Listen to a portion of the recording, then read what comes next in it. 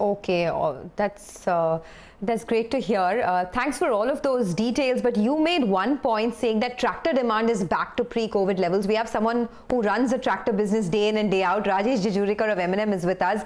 Mr. Jejurikar, morning. You tell us, how good is tractor demand at the moment, and what is the main reason for such a strong surge in rural growth?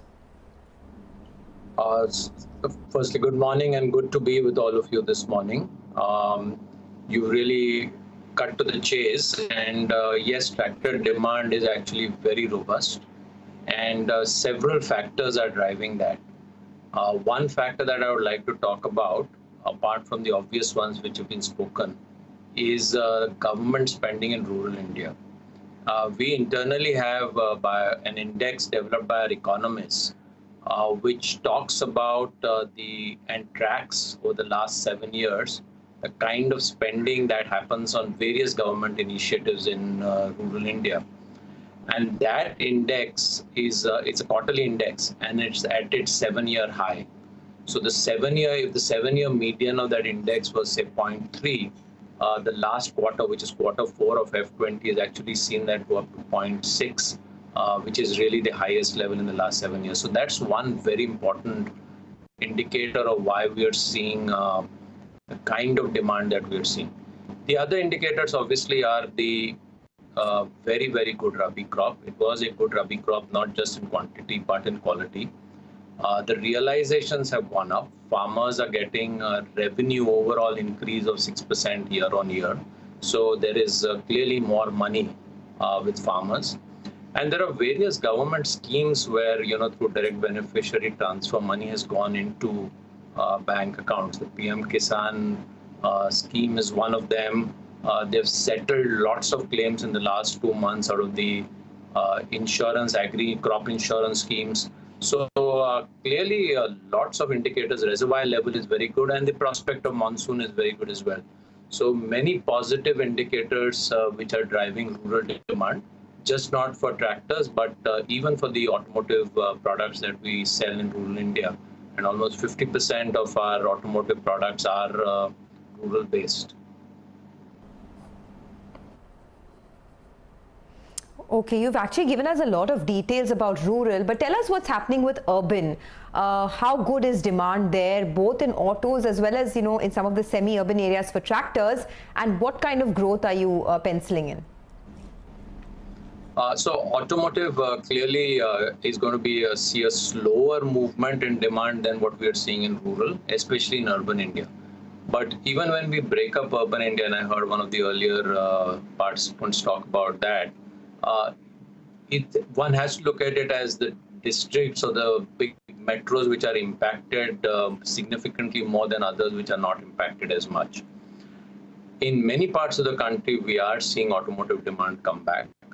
And the reason for that clearly seems to be a desire to own a personal mobility solution or a personal mobility option. So as we've been saying earlier, there are going to be 2 segments which will emerge. There will be the used cars. There will be the entry-level cars which people buy. And we believe, and we're seeing anecdotal evidence of that people, one segment, especially the chauffeur-driven consumers, will want to buy bigger cars and maybe create a separator in between, and we are actually we're ready with a solution of that kind, which allows social distancing in that manner of speaking, even in personal mobility. Okay. So automotive is picking up. Clearly tractors as a head start because of rural, but we do see automotive picking up as well. Okay.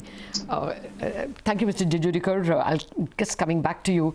Prasoon, let me get you into this conversation. How does Nielsen look at the bottom-up picture of the 730 districts in India?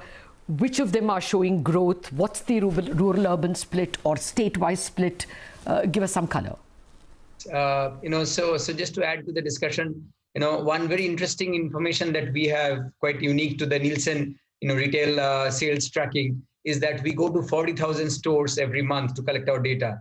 And a very unique data is the number of stores that were open in the month of April, May, and June. And that is one indicator of economic activity at a very, very grassroots level, urban and rural. And if you look at it, there's a big difference between urban and rural on that metric. It's an untracked metric usually, where what we are saying is that in urban, you find almost, 14 days of 14 to 13 days on average in the month of May, stores were closed. It looks startling, but grocery stores, the stores which sells FMCG, 14 days on an average was closed. Whereas for rural, that number was much, much lower at only 7 days. So you can clearly see how the rural and the urban markets have been affected very much. But having said that, if you look at other indicators, for example, you said states and districts, there's a big difference happening between states and at a zonal level as well. It looks like because of the high rural exposure, North is coming back, bouncing back much faster. West is taking the longest to come back. And there's again a big difference there. If you look at either the states which are bouncing back in the month of May, so for example, already states like Rajasthan, UP, they're almost back to 85-90% of their sales from the first quarter, from the Jan-Feb sales. Whereas if you look at states like Gujarat, Maharashtra, MP, etc., they're still only at 2/3 of the sales pre-lockdown. So you can see the big difference from being only 2/3 of the sales to almost 90% of the sales happening between the west of the country and the north and east of the country. So huge difference there. Similar situation on the retail channels. Some retail channels like groceries, etc., are selling a lot. But if you look at, let's say, cosmetics, food stores, personal, Pan Plus stores, they are mostly closed and not selling at all. So huge unevenness in channels, in urban, rural, and also by states and zones of the country. But big differences we are seeing there. Okay, that's a lot of nuance. Samiran, if you can give us some number to work with or numbers to work with, how many districts or states or regions are showing growth, and how does it add to the overall picture? Is India's growth 60% back, 80% back, and has it got any relation to COVID? The spread of COVID? Is it that the COVID agglomerated areas are the ones that are backward in recovery? So unfortunately, the macro data is not released on a real-time basis, which is region-wise. So it's tough for us to make an explicit call on that. But I think the point that I was trying to make earlier is that the places where we see more spread of the COVID is about 5% of the total districts. And that contributes to about 20% of India's GDP. So in a sense, as different other indicators are showing that those districts are relatively slow to come back to normalcy. But if I take a more aggregate picture, it appears that about 60-70% we are back to pre-COVID levels. Some indicators could be slightly higher and some indicators could be slightly lower. But the bigger point I want to leave on the table is that how long would this sequential improvement continue? Would we get back to about 90% of pre-COVID, and that's where we will see some permanent damage in demand leading to no further sequential improvement, or would we go back completely to 100% and beyond? I think that's the big open question right now. We'll probably around August, September, we will have a better idea on that. Samiran, just one follow-up there. Do you think this rural surge in demand could be a temporary phase? I mean, we have seen a huge exodus of migrant workers who have gone back home. At some point post-COVID, they will return to the cities. Do you think this rural surge is temporary? That's an interesting point. In fact, that we have been highlighting that the surge in NREGA employment, we had 500 million plus work days in the month of May only, which is the highest that we have ever seen. We have, in the month of June, for part month only, we have already crossed the March and April numbers. So it shows that these people who have moved back to villages are getting some job through this NREGA and all. Now this new migrant labor scheme that the government has announced, that will probably provide even more employment to these people. So that income would immediately get spent in the rural economy, which would show up over the next 2-3 months. The critical question is that how long would the migrant labor stay in the villages? Would they stay for the entire monsoon season and come back only after the cultivation of the summer crop is over? That's around the festival time, or is it going to be even quicker than that? I think that's an area where at least I don't have a very strong view, but that will probably determine that whether this is a very short-term surge in rural demand or a more permanent one.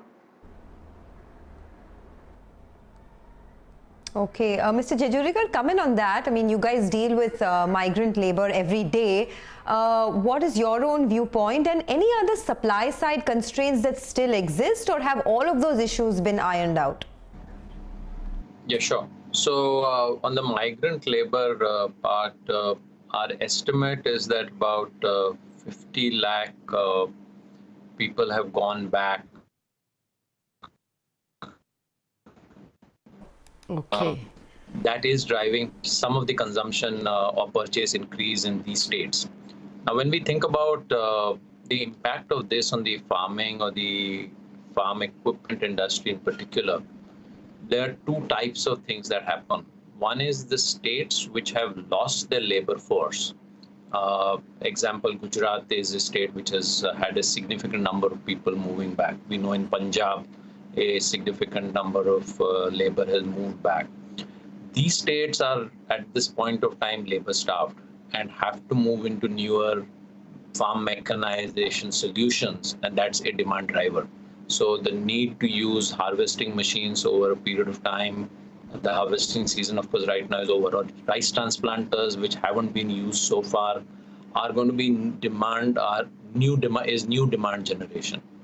What we are seeing out of the labor that has moved back home, at least some of them are intending to stay back, and they are necessarily looking at farming as a potential source of work and employment, and hence that could be leading into purchasing farm equipment, either a tractor or other stuff, to help create sources of income for them. So it's at this point clear that it's not going to be a 0-1 answer. We're not certainly going to have everyone who's gone back to their homes going to come back to urban in a hurry. It's going to be a while, and I would sense not 2 or 3 months. So we do think that that's a positive for our industry. To your second question on supplier ramp up, clearly supplier ramp up is going to remain a challenge for a few months. For a variety of reasons. Manufacturers are not completely able to estimate what they would need. So when we work with our suppliers, we are not very sure about the extent of production that we're going to need over a 3-month or 6-month period. The second is suppliers are coming back to normalcy after being shut down for 2 months or 2.5 months. So it does take them time to crank up. There have been logistics challenges, but all of these are getting ironed out, and we think in the next month or 2 things will be back to normal. But they are not yet back to normal. Like we've said earlier, tractors is at over 85% capacity utilization, but automotive, we still need to do more with our suppliers to get our production up to the levels we want. Okay, got that. Prasun, I just want to ask you whether over, May, over half of June, what we are now June 24th, so much of June is over. Is there an improvement of late June over early June? I would assume June over May is good. Is there higher spends and higher value spends? Can we at least believe that we are steadily recovering? Yes. So before I answer that, just on the migration point, we actually tried to estimate what is the effect of migration